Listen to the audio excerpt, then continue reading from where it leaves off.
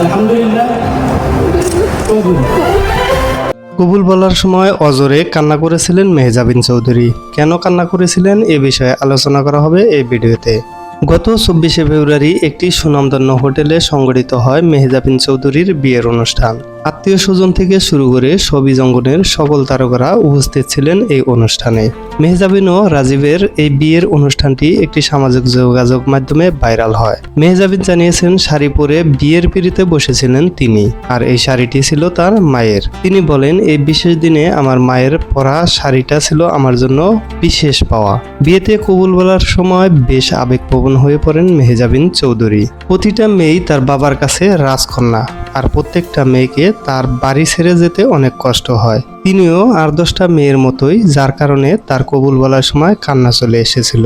যদিও মেয়েদের জন্য স্বামীর বাড়ি আসল ঠিকানা, তবুও বাবার বাড়ি ছেড়ে চলে যেতে সকলেরই কষ্ট হয়।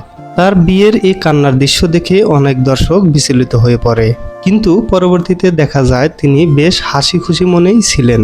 তিনি প্রমাণ করেছেন যে রাজীবের সাথে বিয়ে হয়ে তিনি খুব খুশি হয়েছেন।